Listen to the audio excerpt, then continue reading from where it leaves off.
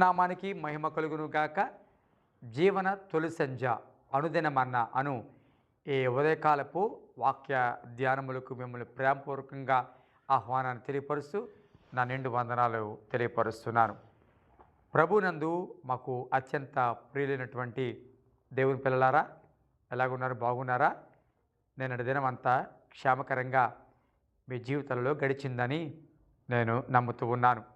దేవుని ఒక ఉచితమైన మహాకృపను బట్టి గడిచిన రాత్రంతా మనల్ని కాపాడి మరొక దినాన్ని మన జీవితంలో దేవుడు మనకి అనుగ్రహించినందుకు మనం ఎంతైనా రుణస్థులమై ఉన్నాం.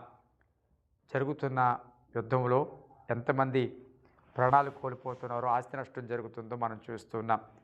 దాని గురించి ప్రార్థన చేస్తున్నారు కదూ. తప్పకుండా ప్రార్థన చేయండి. శాంతిని దేవుడే అక్కడ నెలకొల్పాలి.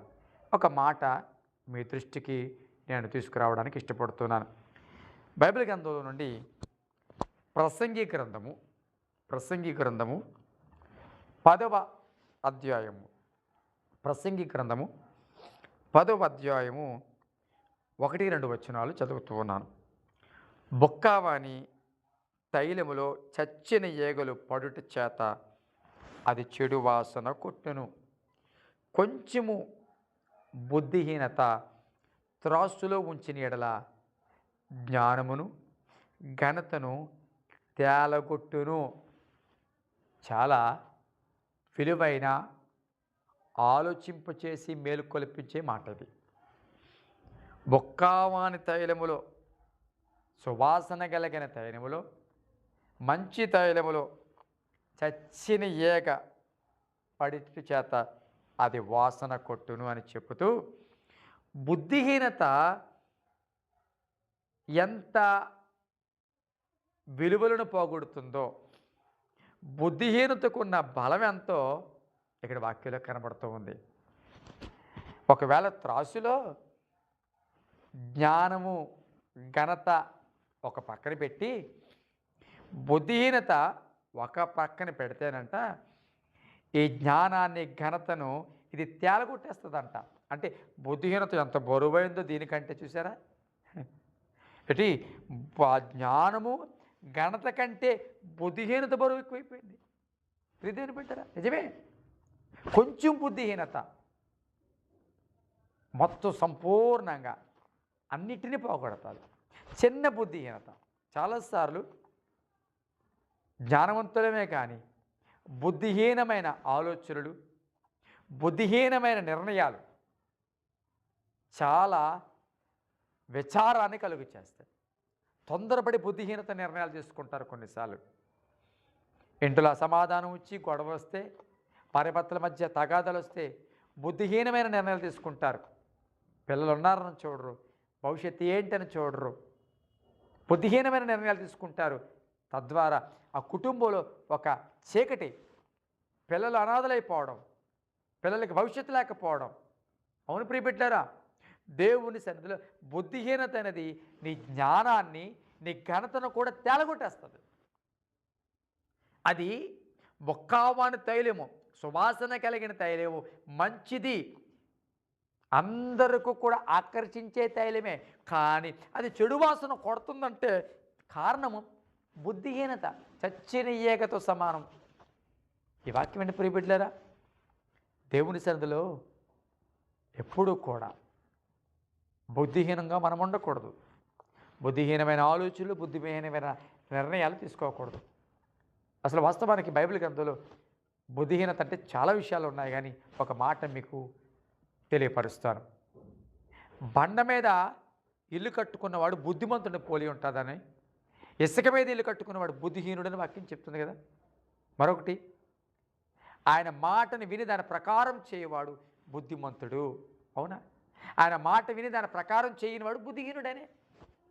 అవును ప్రియబిడ్డ, చాలాసార్లు మన బుద్ధిహీనుడు తెలుసా, వింటాం కానీ దాని ప్రకారం బ్రతకం. మన యొక్క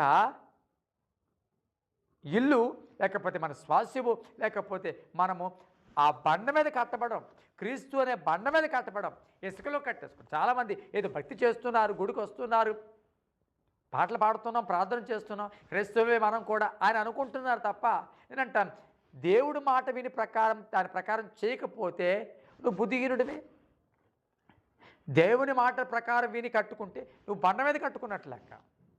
ఈరోజు దేవుని సన్నిధిలో బుద్ధిగల మాటలు వింటూ మందిరానికి వెళుతూ దేవుడి మాటను జీవితంలో ప్రక్కన పెట్టి, ఆ నడిపింపును ప్రక్కన పెట్టి, దేవుడు వాక్కును ప్రక్కన పెట్టి ముందుకు నడుస్తూ ఉంటే ఏమవుతుందో తెలుసా? అది బుద్ధిహీనతలకు వస్తుంది. బుద్ధిహీనంగా బ్రతుకుతూ ఉన్నారు. దేవుని బిడ్డలారా, బుద్ధిమంతుల 5 కన్యకులు, బుద్ధి లేని వారు 5 కన్యకులు ఉన్నారు. చూసారు? వీరికి వారికి ఉన్న తేడా ఏంటి? పెండ్లు కుమారుడు వచ్చే సమయానికి లేవడం ఓకే, అందరూ లేచారు. కానీ వీరి దివిటీలు వెలుగుతున్నా వీరి దివిటీలు ఆరిపోవడానికి ప్రయత్నం చేస్తుంటే అవి చక్కబెట్టుకునే ప్రయత్నం చేస్తున్నారు. కావలసిన నూనె వారి దగ్గర లేదే.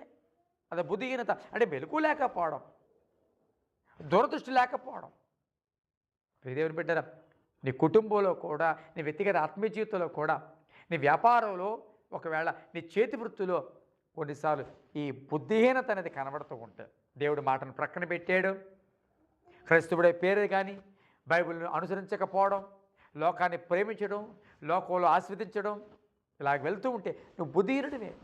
నీ బుద్ధిహీనత నువ్వు కలిగిన ప్రతి దీవెన, నీ కలిగిన ప్రతి ఆశీర్వాదం, ఏదైతే నీ జీవితంలో విలువైనవిగా ఎంచబడ్డాయో అవన్నీ కూడా తేలగొట్టేస్తుంది ఈ బుద్ధిహీనత. ఎన్నున్నా అవన్నీ నిష్ప్రయోజనం అయిపోతాయి. కాబట్టి దేవుని సన్నిధిలో బుద్ధిహీనతను ప్రక్కన పెట్టి బుద్ధిమంతుడిని పోలి నడిచినట్లుగా బండ మీద మన యొక్క ఇల్లును కట్టుకోవడం, దేవుని మాట ప్రకారం నడవడం, మెలకువ కలిగి ఉండడం, మన యొక్క దీపాలను చక్కపరుచుకుంటూ సరైన ఆ నూనె ఉందో లేదో, సిద్ధపాటు ఉందో లేదో చూసుకోవడం, ఇవన్నీ కూడా బుద్ధిమంతుడి యొక్క లక్షణాలు. ప్రార్థన చేద్దామా? పరిశుద్ధమైన తండ్రి, నీ పరిశుద్ధ నామానికి స్తోత్రాలు చెల్లిస్తున్నాం. మమ్మల్ని ప్రేమించి మరొక దినమిచ్చో ఈ దినమును బట్టి, సమయాన్ని బట్టి నేను స్తుతిస్తున్నాను.